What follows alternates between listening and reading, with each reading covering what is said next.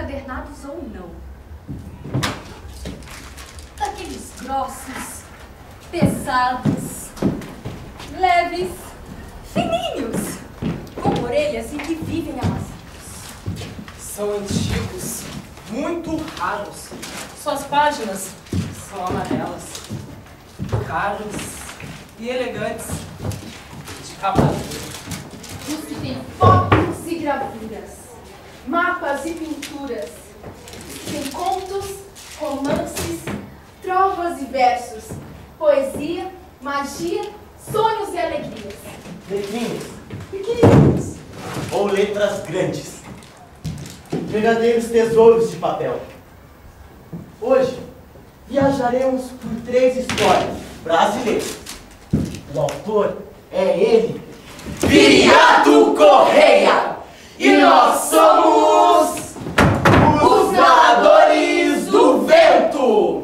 E hoje contaremos 3 histórias do Viriato. Autor brasileiro. Deputado federal, quando a nossa política era um pouco mais respeitável. Na época em que o Rio de Janeiro ainda era a capital do nosso país. E ele fez parte da Academia Brasileira de Letras. Mas ele só conseguiu entrar depois da 3ª tentativa. Por isso, nós iremos contar 3 histórias do Viriato. Que nasceu em 1884, Morreu em 1967. Aos 83 anos. Com vocês, o sacrifício. o Viri estendeu a mão direita sobre a pedra, levantou o facão acima da cabeça, fechou os olhos, descarregando o golpe. Seus dedos pularam para as folhas secas, pingando, e o sangue espirrou. Estava tudo acabado. Agora, ele podia aparecer por toda parte, sem medo de que o agarrassem para o Paraguai. Havia quase 2 meses, e por medo da falha, se engafou no Tijupá de Palha Brava, no fundo do socavão daquela mata. É que andava agora por ali, pelas beiradas do Peritoró, um susto que inquietava as famílias e colocava os moços de sobressalto. Eram as tropas. Faziam batida pelo mato, varejavam as casas, recrutando os rapazes para a guerra. Ninguém podia mais ter sossego. A mocidade da região havia seguido toda, de espingarda aos ombros, primeiro em rumo da capital e depois em rumo desse Paraguai longínquo, que devorava tanta gente e deixava tanta gente de luto. Cheio do Martinho da Sabina. O Martinho da Sabina! Mais alegre dos rapazes desta região aqui, ó.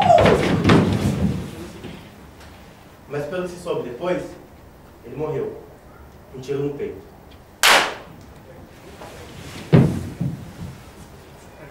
O único arrimo da mãe. Tinha ido também Chiquinho Curibota. Ele era uma criancinha ainda como convocado. Pelo que se sabe, ele morreu afogado em um pântano paraguaio. Tinha ido Pedro Fernandinho. Ao que se souber, fez bravuras e combates. Mas também não voltaram na materna, que estava em plena miséria. Tinham ido todos.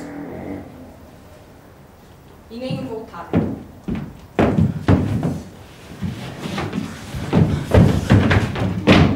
Foram as relações do seu pai com o capitão Totó, o chefe político daquela região, que o haviam poupado. Sentido! Mas naquele ano a política mudou. E a força e prestígio do capitão Totó desapareceram. O pior é que o Quirino teria que partir, como os outros partiram e como seus camaradas também estavam partindo. Se a tropa do recrutamento o apanhasse, não tinha quem poderia salvá-lo da farda e da guerra. O único remédio era ficar. E tinha quase 2 meses que ele se encafou naquele Tijupá de Palha Brava, no fundo do socavão da mata, por onde ninguém passava. Ah, e os irmãos pequenos ainda traziam a comida, todos os dias.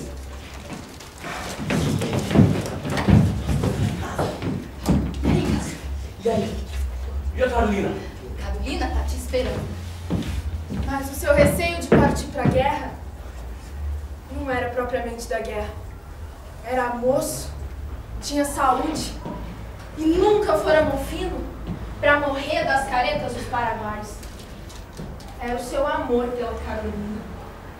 Esse o prendia. Se de vez em quando via um impulso de seguir como os outros seguiram na defesa da pátria, o rosto da cabocla lhe vinha à cabeça. Taposa, fulgurante, na sua fluorescência de virgem, picante e tentadora, na sua graça de morena. Aqui no Peritoró, não tem outra mais bonita. Um mimo de corpo, um mimo de facerice de mulher, de uma beleza que entrava pelos olhos, e de uma ligeireza de andar que parecia ter parentesco com os passarinhos. Estava de casamento marcado para dezembro. Se partisse para a guerra, com certeza morreria de saudade. E se de saudade ele não morresse, era certo que morreria no campo de batalha, entre cavalos, sufocado de fumo, sem mais ver o esplendor dos olhos da cabocla. O remédio ali era ficar. Que lhe chamassem de covarde. Não estava nele partir. Era a alma que o prendia ali como cadeias que não se podem quebrar. Mas aquela vida ali, sozinho e sem horizontes, o aborrecia. Já fazia 2 meses que não colocava os olhos na Carolina. Ela nem o fora ver no Tijupá. Tinha ânsia de liberdade, o desejo contido de fazer o que sempre fez. De andar pelo campo, a correr o gado, pela chapada sem fim, a galope dos meus cavalos. A guerra só iam os sãos. Então um defeito qualquer nas mãos ou nos olhos, isso já invalidava pra farda. Era mutilar-se, estaria tudo acabado, que dizia. A tropa do recrutamento sairia do sem causa. Poderia viver em plena liberdade e casar-se com a Carolina na quadra festiva do Natal. Era tudo uma questão de coragem. Um só golpe bastava para decepar Coragem. aqueles que Coragem. iniciantes no manejo São dois dedos. cigarra. Coragem. E uma Alô, questão de guerra! coragem. Ele entendeu o direito do seu pé. Levantou o facão acima da cabeça. Fechou os olhos, descarregando o golpe. Seus dedos pularam para as folhas secas, pingando, e o sangue espirrou. Ô Carolina, Até que enfim saíste daquele buraco. olha o que eu fiz. Que isso? Tá com a mão doente? Vem aqui procurar essa mão? Como foi isso? Foi por sua causa. Por minha causa? É, eu cortei os dedos. Assim, não me pegam pra farda, eu não preciso ir pra guerra, e a gente pode se casar. O que foi, Carolina? Nada. Fala, Carolina, fala! Tu me disse uma coisa, querido. A tropa não recruta mulher? Claro que não, né? Pois devia recrutar. Eu queria ir pra guerra. Mulher tem mais coragem.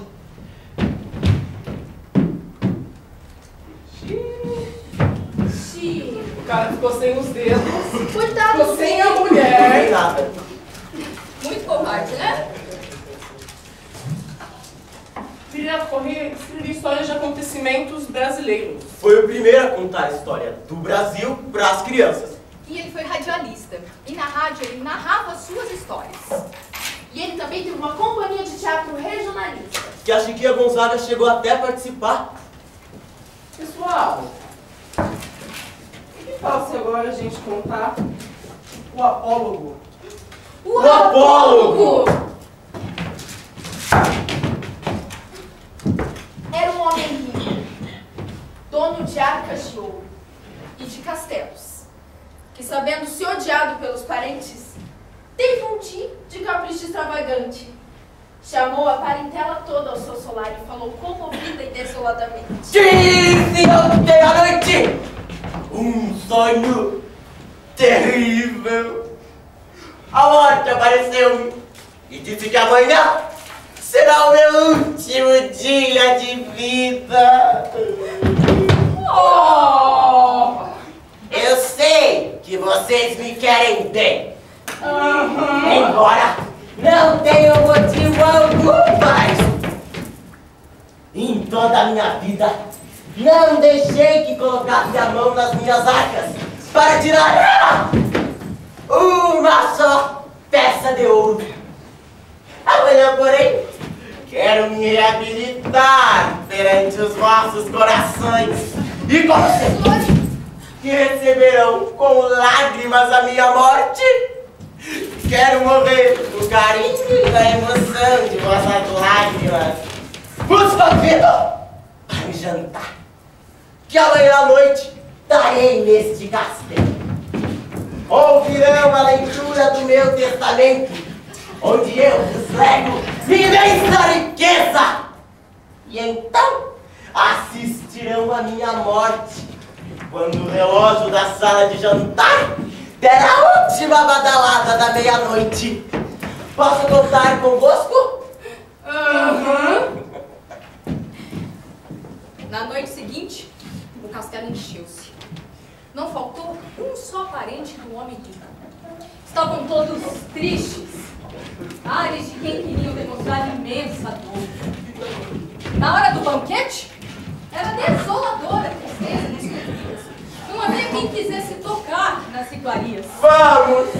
Comam! A minha dor é tanta que eu não consigo tocar a comida. E a minha então, primo, é tão grande que me falta o apetite. Mas por que todo este pesar? Eu vou lhes dar minha fortuna. Vossa vida é para nós mais preciosa que o dinheiro. Em todo caso, ouçam a leitura do meu testamento. Deixo para a prima Marcinha, em nome de nossos velhos tempos, este imenso castelo e todos os seus bens pertencentes.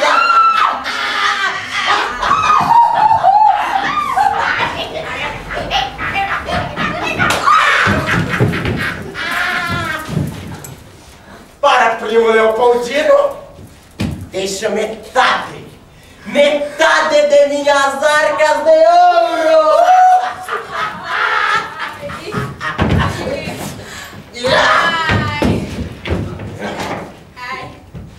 Já para a prima Dorinha, que sempre fez questão de falar mal de mim na igreja, deixa o cachorro Sansão para que tome conta do animalzinho.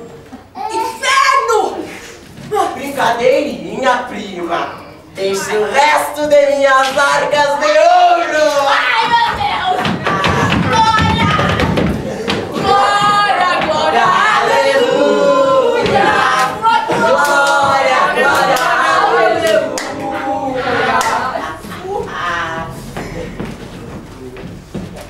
Ia chegar a hora fatal. O ponteiro grande do relógio subia tragicamente. Nos semblantes, os olhares, nos gestos dos convivos. Havia um frêmito dramático dos grandes momentos. Mas que sentimento era aquele que dominava a parentela do homem rico? Era a emoção de quem ia ver o espetáculo da morte, ou aquela alegria furiosa de quem vai entrar na posse de uma grande fortuna. Faltavam apenas 2 minutinhos. Tinha a impressão de que todos os olhares da sala se haviam grudado no relógio. Vai chegar minha hora. O ponteiro grande foi subindo. Suou a primeira badalada. Suou a segunda. Ninguém se movia. Eram estátuas aqueles homens. Vibrou a terceira, a quarta, quinta e sexta badaladas. Mais 6. Só mais 6. Toda aquela gente estaria prodigiosamente rica.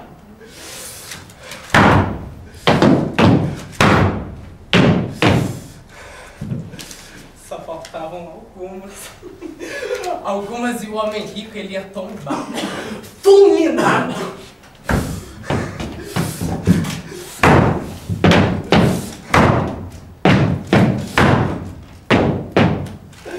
Agora só faltava mais uma badalada. Mais uma. E a badalada então suou. As bocas se escancararam. Os olhos se arregalaram.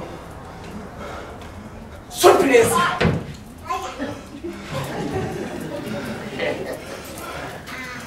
O homem rico estava de pé, sorridente, vivo.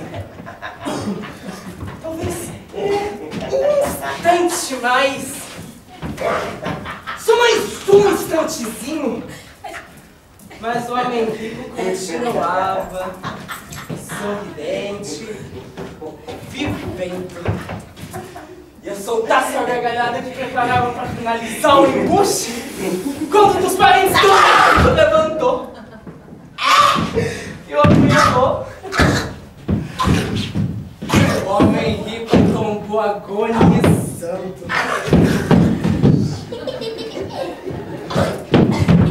Morreu.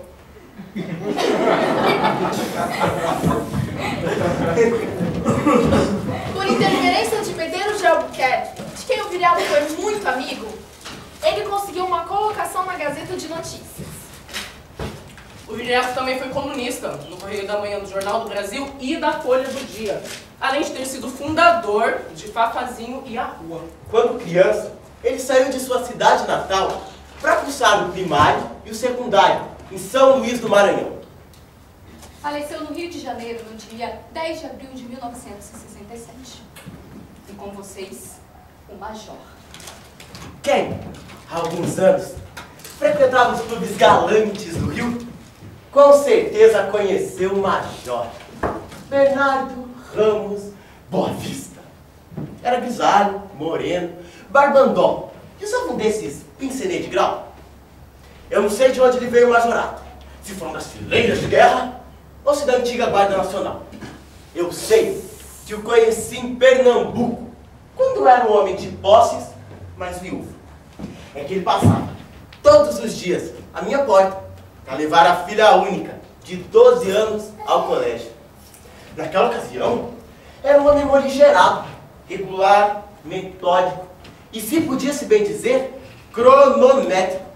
Passava todos os dias, às mesmas horas, com o mesmo passo, a mesma aparência e até a mesma gravata. Anos depois, o encontrei lá no Rio. Vendeu os negócios em Pernambuco e trouxe para cá 400 contos. Quem empregou a juros por aí? Só que comprou uma casa no Bispo, onde morava com a filha.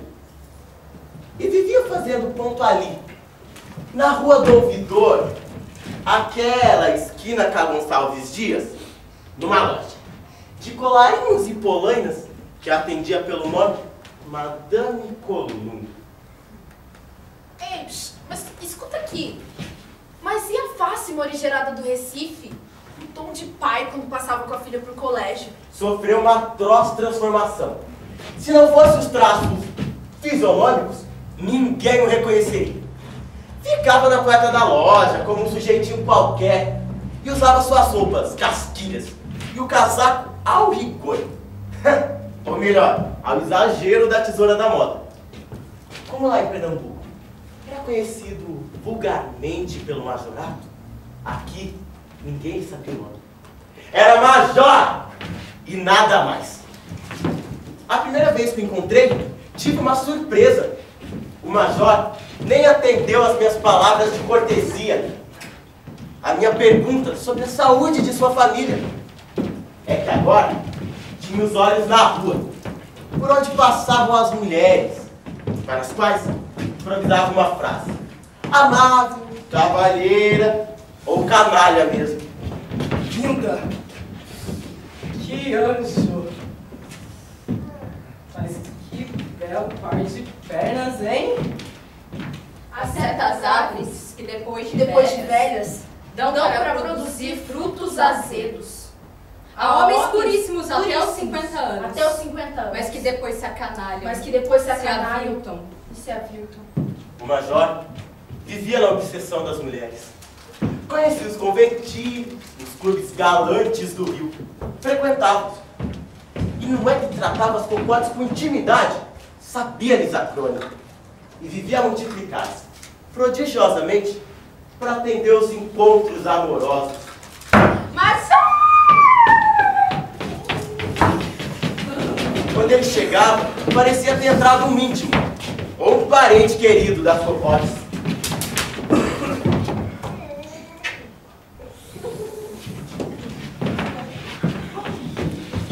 Major! Venha cá, amigo.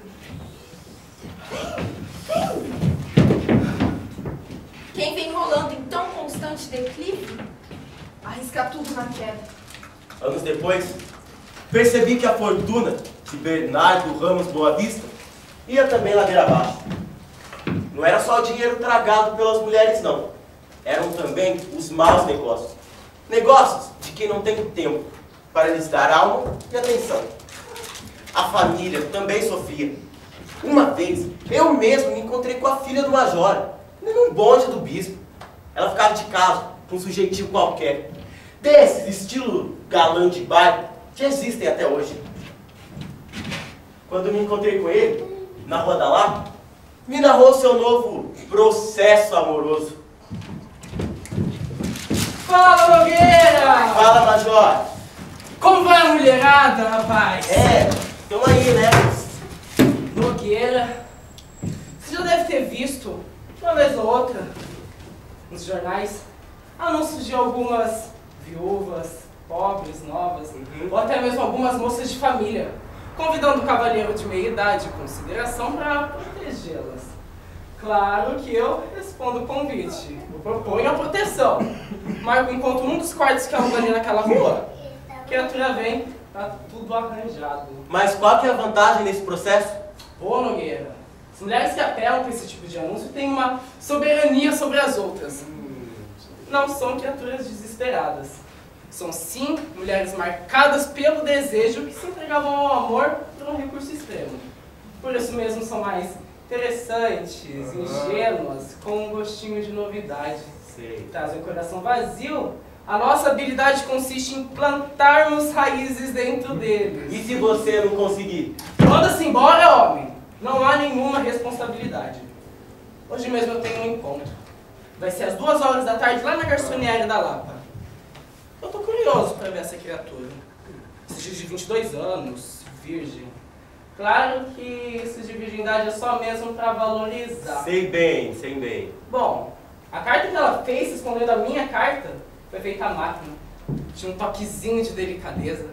Só pode ter sido escrito por uma moça no mínimo educada. Mas, ô major, vai saber se não é uma pegadinha de um desses rapazes aventureiros? Que pegadinha o quê, Nogueira? Quer apostar comigo que é uma bela pequena? Eu não quero apostar nada, não. Então vamos. Vai ficar lá na saleta junto ao quarto. Eu fui. A garçoniere que o major frequentava ficava na Rua da Lapa, num sobradinho de 3 janelas, administrado por uma velha espanhola, de formato e volumes de um barril. Eu tentei fugir. Fica, homem! Vamos lá comigo! Quando a criatura chegar, aí sim você sai. Espanhola! Major, me alegro de ver-te. Trouxe um amigo. Esse é o Nogueira. Prazer. Interessante. Queres uma habitação? Não. Só vim acompanhar o major. Por favor, entre. Com seu permisso. Eu fiquei. Ouvi vozes, passos, frufru de saias e uma voz embrulhada da espanhola. Maior? Su protegida está em la puerta. Uma mulher apareceu na porta da saleta. eu empalideci. O major, esse também ficou imóvel, sem uma gota de sangue, chumbado no chão. Tinha diante dos olhos, também atônito e imóvel, a própria filha.